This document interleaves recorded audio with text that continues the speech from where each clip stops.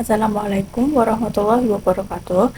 Perkenalkan, saya Maura Destania Mardiana dengan NIM 250810201197. Pada kesempatan kali ini, kami dari kelompok 6 akan membahas tentang brand management. Perkenalkan, saya Fatima Dinda dengan NIM 250810201146. Perkenalkan, nama saya Naira Zerianti dengan NIM 2508102011136. Perkenalkan, nama saya Noviana Amur Putri dengan NIM 250810201114. Perkenalkan, nama saya Novelia Ferlinda dengan NIM 250810201207. Pengertian manajemen merek atau brand management. Manajemen merek adalah bagian penting dari strategi pemasaran yang mencakup proses membangun identitas merek, meningkatkan kesadaran, menentukan posisi di pasar, menjaga citra positif, serta mengelola persepsi konsumen agar merek tetap relevan dan menarik. Pada dasarnya, manajemen merek tidak hanya berfokus pada kegiatan pemasaran saja. Pengelolaan merek juga berkaitan dengan perencanaan strategis, pengelolaan keuangan, komunikasi perusahaan, hingga pengambilan keputusan manajerial. Artinya, manajemen merek bersifat menyeluruh dan membutuhkan kerjasama antar bagian agar strategi yang dijalankan tetap konsisten dan efektif. Dalam praktiknya, manajemen merek mencakup beberapa kegiatan utama seperti membangun identitas merek yang jelas, meningkatkan kesadaran merek, menentukan posisi merek di pasar, serta menjaga citra positif di benak konsumen. Evaluasi strategi secara berkala juga diperlukan agar merek tetap relevan dan mampu bersaing di pasar yang terus berubah. Seiring waktu, konsep manajemen merek juga berkembang.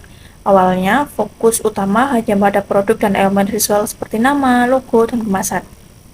Namun sekarang pendekatannya menjadi lebih luas. Manajemen merek tidak hanya tentang tampilan, tapi juga menciptakan pengalaman, nilai emosional, dan hubungan jangka panjang dengan konsumen. Dengan demikian, manajemen merek strategis merupakan proses yang terintegrasi dan kompleks. Keberhasilan merek tidak hanya ditentukan oleh kualitas produk, tetapi juga oleh kemampuan perusahaan dalam mengelola identitas, komunikasi, dan hubungan dengan konsumen secara konsisten dan berkelanjutan. Karena itu, pemahaman yang baik tentang manajemen merek sangat penting untuk menghadapi persaingan bisnis yang semakin ketat. Baik, di sini saya akan menjelaskan pentingnya brand management. Nah, pada bagian ini kita akan membahas mengapa brand management memiliki peran yang sangat penting bagi perusahaan dalam menghadapi persaingan bisnis modern. Pertama, brand management penting dalam membentuk citra merek. Nah, citra merek ini tidak terbentuk secara singkat ya atau instan, tapi melalui proses yang panjang dengan pengelolaan pesan, tampilan, dan kualitas produk atau layanan yang konsisten. Ketika merek dikelola dengan baik, konsumen pastinya akan lebih mudah mengenali dan mengingat merek tersebut. Contohnya seperti Starbucks. Nah, Starbucks di sini kan memang dari awal sudah memberikan citra bahwa dia merupakan brand yang memiliki kopi premium meskipun mahal, tetapi konsumen tuh dapat merasakan kopi premium dengan experience tokonya yang nyaman dan melalui pelayanan yang baik, sehingga konsumen di sini mudah mengenali dan mengingat brand Starbucks tersebut. Nah, kedua, brand manajemen penting dalam menjaga konsistensi merek. Nah, konsistensi yang dimaksud di sini adalah konsistensi dalam komunikasi, kualitas, dan pengalaman konsumen merupakan kunci utama dalam pengolahan merek.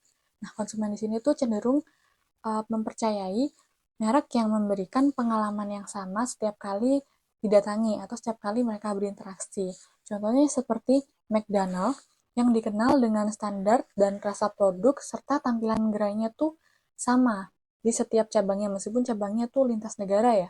Dan sistem pelayanan yang relatif sama di berbagai lokasi sehingga konsumen ini merasa yakin terhadap merek tersebut.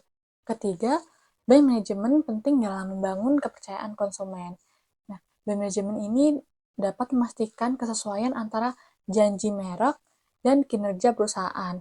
Ketika perusahaan mampu memenuhi janjinya secara konsisten, konsumen pastinya akan menilai merek tersebut sebagai merek yang dapat dipercaya atau dapat diandalkan sehingga bisa bisa membeli produknya beberapa kali. Nah, contohnya seperti Toyota.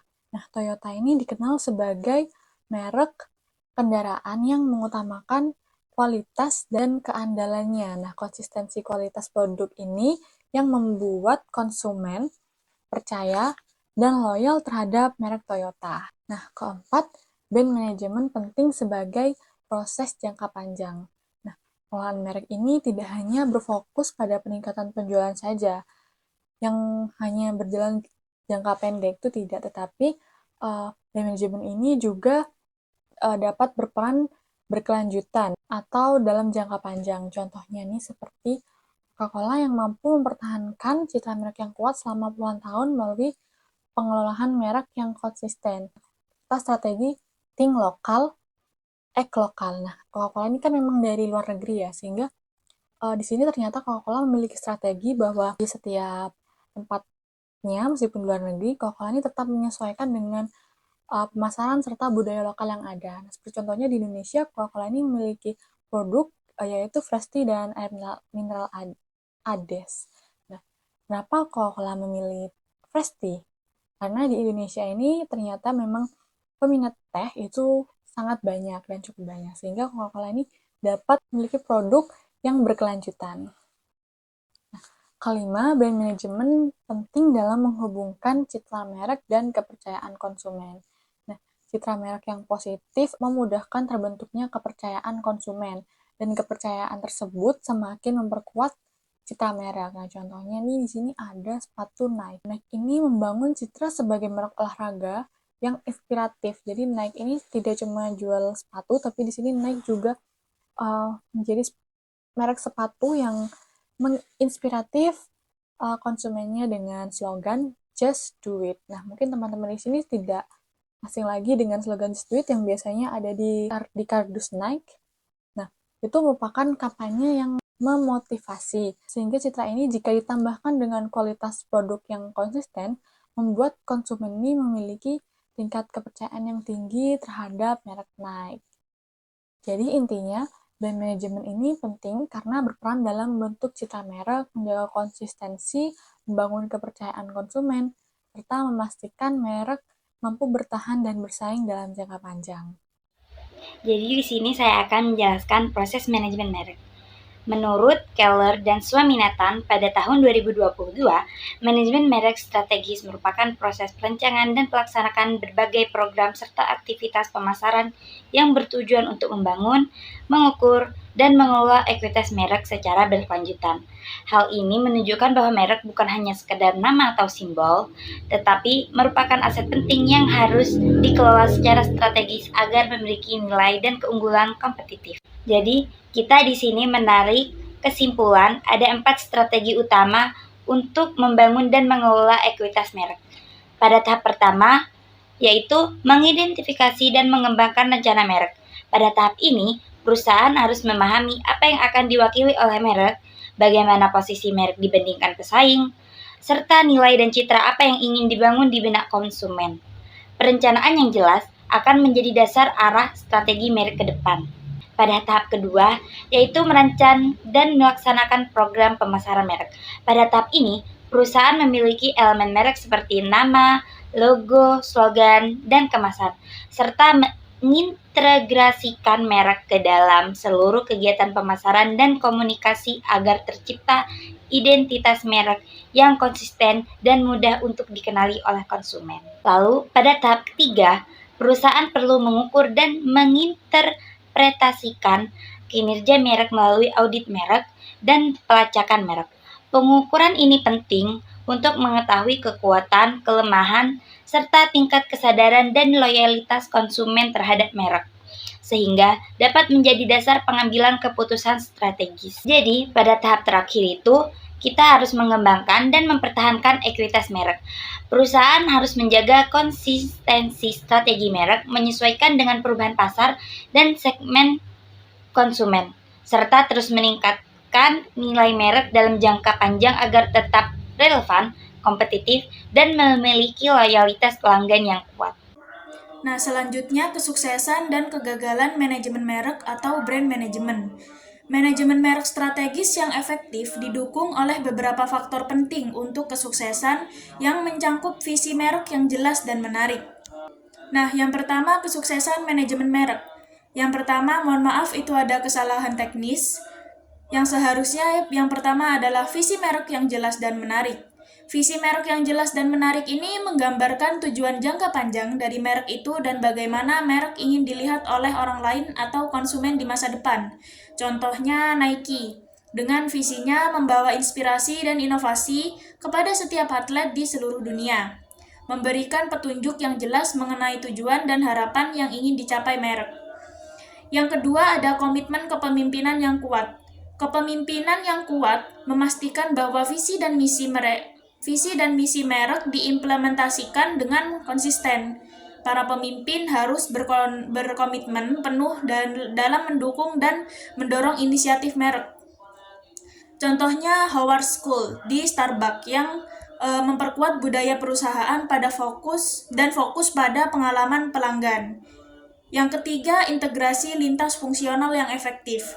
Integrasi ini melibatkan kolaborasi antara berbagai departemen dalam organisasi untuk mencapai tujuan merek. Contohnya Apple, di mana tim desain, teknik, dan pemasaran bekerja sama untuk menciptakan produk yang inovatif dan terpadu. Yang keempat, ada pendekatan multidisipliner. Pendekatan ini menggabungkan berbagai bidang keahlian untuk mengembangkan dan mengelola merek secara holistik. Contohnya Procter & Gamble atau P&G menggunakan pendekatan multidisipliner dalam mengelola portofolio mereknya yang luas, menggabungkan riset pasar, pemasaran, dan inovasi produk. Dan yang kelima, penelitian pasar yang berkelanjutan. Penelitian pasar yang berkelanjutan penting untuk memahami kebutuhan dan preferensi konsumen yang terus berkembang. Contohnya Coca-Cola sering melakukan penelitian pasar agar bisa mengenali kebiasaan konsumen dan menyesuaikan strategi bisnis mereka. Nah, selanjutnya ada kegagalan manajemen merek. Kegagalan manajemen merek ini yang pertama ada kegagalan elemen merek. Unsur-unsur seperti nama, logo, slogan, karakter, dan kemasan adalah aspek penting dalam branding yang harus diperhatikan. Kurangnya upaya membangun nilai merek ini bisa menjadi alasan utama mengapa branding gagal. Yang kedua, munculnya kompetitor yang lebih kreatif. Ini merupakan salah satu alasan kegagalan branding yang sering diabaikan oleh pelaku bisnis. Hal ini sering muncul ketika strategi branding sedang berada di puncak. Pesaing yang menawarkan produk dengan sedikit di bawah standar tetapi dengan harga jauh lebih rendah. Atau pemain baru yang muncul dengan inovasi yang sama menariknya. Jika tidak segera merombak strategi dan melakukan inovasi, produk tersebut akan kehilangan daya tarik. Yang ketiga, kegagalan dalam memperluas merek. Perluasan merek adalah metode di mana kita memanfaatkan merek yang sama untuk menjangkau kategori produk lainnya. Biasanya pemasar mencoba mengembangkan mereknya tanpa adanya panduan struktural yang jelas. Mereka seringkali lupa bahwa untuk memperluas merek yang dimaksud haruslah memiliki nilai yang sudah terbangun dan kuat. Yang keempat, evaluasi dan inovasi yang tidak memadai. Seringkali strategi branding yang baru memerlukan perhatian penuh, sehingga orang terabaikan dalam melakukan evaluasi yang cepat. Hal ini mengakibatkan kurangnya inovasi dibandingkan dengan pra-pesaing yang melakukan evaluasi secara berkala. Yang kelima, kegagalan dalam analisis pasar. Adalah masalah umum yang sering dianggap remeh. Kegagalan dalam merumuskan pasar dengan benar dapat menghasilkan merek yang buruk, bahkan banyak yang hanya melakukan uji pasar yang tidak tepat, mengakibatkan pemasaran yang cenderung merusak dan membuat merek terpuruk. Sebelum masuk ke dalam konsep mengenai tingkatan strategi pencitraan merek, saya akan menjelaskan terlebih dahulu mengenai apa itu strategi. Strategi merupakan rencana tindakan yang disusun untuk mencapai tujuan jangka panjang dalam suatu bisnis. Di sisi lain, branding merupakan proses yang terjadi secara berkelanjutan dalam jangka waktu yang panjang yang bertujuan untuk meningkatkan pengenalan dan pengakuan terhadap terhadap suatu produk agar semakin dikenal oleh masyarakat secara luas. Jadi dapat disimpulkan bahwa tingkatan strategi penceritaan merek adalah tahapan atau cara yang digunakan perusahaan untuk merancang, menentukan, dan mengelola elemen-elemen merek secara terstruktur yang berguna untuk membangun identitas merek yang kuat, meningkatkan pengenalan produk, serta memperkuat persepsi dan kepercayaan konsumen terhadap merek dalam jangka waktu yang panjang. Dan ini merupakan tahapan-tahapan yang dapat dilakukan untuk meningkatkan pencitraan merek. Yang pertama ada brand identity. Tahapan ini berfokus pada upaya untuk membangun kesadaran konsumen terhadap keberadaan suatu merek dan menciptakan strategi yang berguna untuk membangun citra merek yang konsisten. Tujuan tahapan ini adalah agar merek memiliki karakter yang kuat sehingga merek mudah dikenali, dirasakan manfaatnya, dan diingat oleh konsumen, sehingga dapat tercipta hubungan yang erat dengan konsumen. Elemen-elemen dalam brand identity meliputi yang pertama ada nama brand atau brand name. Pemilihan nama brand menggunakan unsur yang sederhana, mudah diingat, relevan dengan produk, dan mampu mencerminkan nilai suatu merek. Pemilihan nama merek yang tepat dapat meningkatkan pengenalan merek sehingga dapat mempermudah konsumen untuk membedakan merek dari pesaing. Selanjutnya ada logo. Logo adalah simbol visual yang mewakili suatu merek dan berperan dalam mempermudah konsumen mengenali serta mengingat merek. Logo merupakan salah satu hal yang dilihat pertama oleh konsumen, sehingga perlu dibuat dengan semenarik mungkin, unik, dan menggunakan palet warna serta tipografi yang konsisten yang berguna untuk memperkuat identitas merek dan mempermudah konsumen untuk mengenali produk tersebut apabila melihatnya. Dan selanjutnya ada tagline atau slogan. Kalimat atau pernyataan singkat yang mencerminkan nilai, tujuan, atau pesan suatu merek. Dengan menggunakan tagline atau slogan yang tepat, dapat efektif dalam menyampaikan pesan merek secara jelas, ringkas, dan mudah diingat. Selanjutnya ada brand meaning. Tahapan ini bertujuan untuk membangun persepsi positif di mata konsumen. Brand meaning berperan untuk menyampaikan nilai-nilai merek secara efektif dan relevan agar bermanfaat bagi konsumen yang menggunakan produk tersebut. Tahapan ini berfungsi untuk meningkatkan reputasi perusahaan melalui kualitas produk yang maksimal, pelayanan yang baik, serta respon positif dari konsumen. Elemen-elemen brand meaning meliputi yang pertama ada brand performance. Kemampuan produk dalam memenuhi kebutuhan fungsional konsumen seperti kualitas, keandalan, keefisienan, serta efektivitas strategi pemasaran. Tahapan ini berfungsi untuk menunjukkan bahwa produk mampu memenuhi harapan konsumen dan memenuhi tujuan suatu bisnis. Yang kedua ada brand imagery. Brand imagery bertujuan untuk membentuk persepsi positif terhadap merek di mata konsumen. Hal ini mencakup gaya hidup atau karakteristik yang ingin disampaikan oleh merek. Citra yang kuat dapat memberikan kesan dan meningkatkan kepercayaan serta loyalitas konsumen. Lalu yang ketiga ada brand positioning. Proses ini berfungsi untuk menempatkan merek dalam kategori tertentu di pasar atau mengelompokkan suatu kategori di pasar agar memiliki keunikan atau pembeda yang jelas dari pesaing, sehingga para konsumen dapat mudah untuk mengenali produk tersebut. Lalu yang ketiga ada pemasaran respon merek atau brand response. Tahap evaluasi ini bertujuan untuk menilai atau mengukur sejauh mana strategi pemasaran telah mencapai target yang telah ditetapkan. Evaluasi dilakukan untuk mengetahui respon konsumen terhadap elemen-elemen identitas merek seperti logo, nama, tagline, serta meninjau bagaimana tingkat pengenalan konsumen terhadap produk tersebut. Apakah konsumen sudah mengenali produk tersebut, sudah tahu, atau bagaimana? Elemen-elemen putih yang pertama ada brand awareness. Tingkat pengenalan konsumen terhadap keberadaan suatu merek. Brand awareness dapat ditingkatkan melalui berbagai strategi pemasaran, seperti pemanfaatan media sosial dan memberikan program yang dapat menguntungkan serta meningkatkan loyalitas konsumen. Hal ini dilakukan agar konsumen mengetahui keberadaan produk dan mampu membedakannya dari pesaing. Yang kedua ada brand association. Brand association merupakan ingatan yang muncul dalam benak konsumen ketika memikirkan produk tersebut. Jadi brand association ini berfungsi untuk memberikan informasi, kesan, dan pengalaman yang melekat dalam ingatan atau pikiran konsumen.